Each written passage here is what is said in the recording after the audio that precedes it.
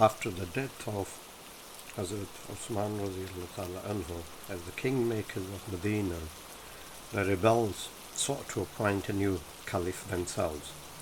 Ali anhu was the natural choice, as he was the most respected companion still alive and was related to the Prophet, peace be upon him, in two ways, as a cousin and as a son-in-law. Ali anhu, holding on to the unwavering honor and justice that many of the closest companions were known for, initially refused to be appointed by people who had rebelled against the Caliph. He was eventually persuaded by other leading figures in Medina that he was the most qualified and the best equipped to bring back peace to the Muslim world. As it turned out, however, no personality would be able to manage the crisis that Muslim world stood. Ali's anhu's most pressing problem was dealing with the murderers of Hazrat Usman anhu. There was popular sentiment in favor of punishing the rebels. Muawiyah even insisted that he would not pledge allegiance to the new Caliph until steps were taken to punish the people who killed his cousin. But Ali anhu, being as pragmatic as his predecessors, knew that to punish them would likely lead to his own assassination, as the rebels still controlled Medina. This would in turn force the Muslim world into a downward spiral of bloodshed that he was keen to avoid.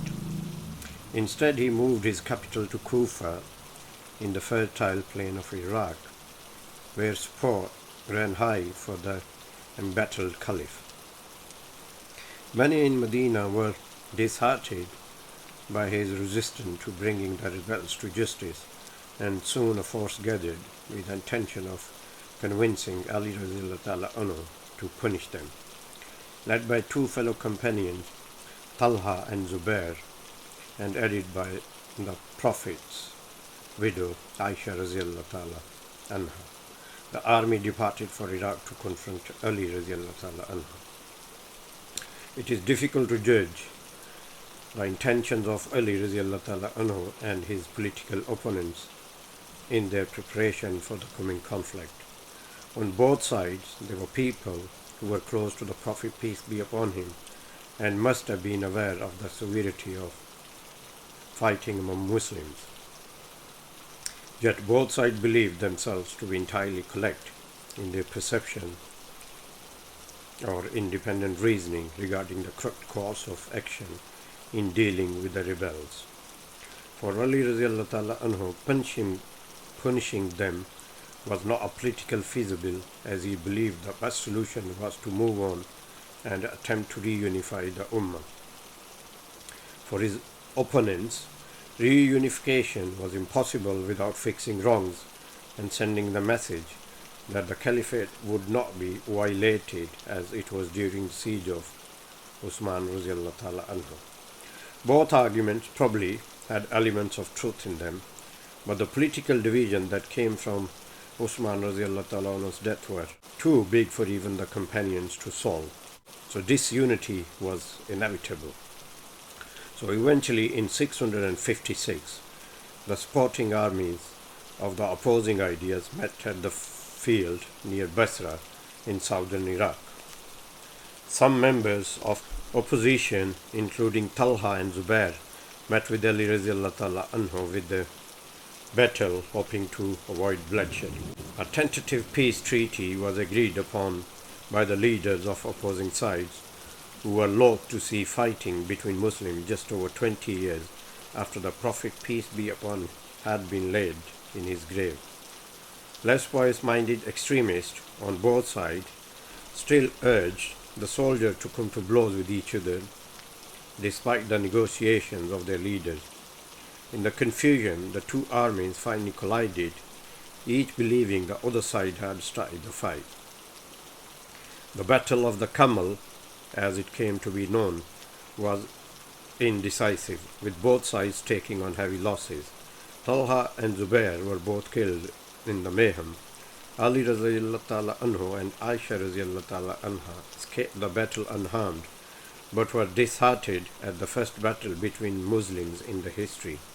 Aisha radiallahu ta'ala anha retired back to her home in Medina, accompanied along the way by a military escort for her protection appointed by Hazrat Ali radiallahu ta'ala anhu.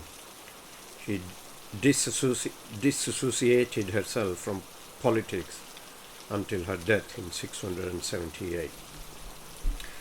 Despite this bloodshed, Ali radiallahu ta'ala anhu's hold on the caliphate was still not secure. Muawiyah had remained neutral in the conflict between Ali radiallahu ta'ala anhu and the dissenters from Medina, but continued to withhold his allegiance until Ali radiallahu ta'ala anhu punished his cousin's murderers.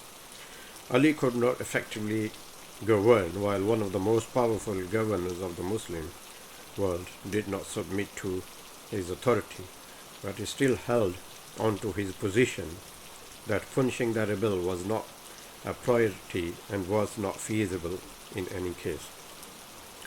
This time, to prevent further bloodshed, he agreed to meet with Muawiyah to settle their dispute through arbitration. The two sides met at a site midway between Iraq and Syria, their respective bases of support in 658. Exactly what happened at the negotiations and their outcome is difficult to judge through the fog of history, but it seems that the arbitrators favored a solution that removed both Ali radiallahu ta'ala anhu and Muawiyah from power and resulted in the election of a new caliph. When results of the arbitration were announced to the opposing sides, a group of Ali's radiallahu ta'ala anhu supporters decried the results, so declaring decisions belong to God alone and refusing to accept the legitimacy of the arbitration itself. The group condemned Ali radiallahu ta'ala anhu for allowing his political fate to be decided by mere human capable of error. Their extreme political position morphed into an extreme religious position in which they deemed any sinning human to be an unbeliever. After separating from the main body of Ali radiallahu ta'ala anhu's supporters, they were given the name Khawarij or Kharijites, meaning the one who left. So the Kharijites went on to terrorize the Iraqi countryside, battling against anyone who disagreed with their fanatical position. Meanwhile, Ali radiallahu ta'ala anhu, who had rejected the results of the arbitration as being invalid, decided that his former supporters, who had now become the first in history to cede from accepted Islam theology, could not be allowed to go about with their reign of terror. He assembled his army and confronted the opposition in the summer of 658, where the main body of Kharijites was destroyed. The movement continued in a more stern form with the aim of removing both Ali radiallahu ta'ala anhu and Muawiyah.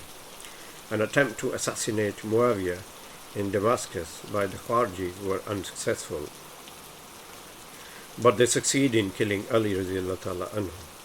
As he prayed the dawn prayers in the mosque in Kufa, an assassin stabbed the Caliph, bringing his turbulent reign to a violent end.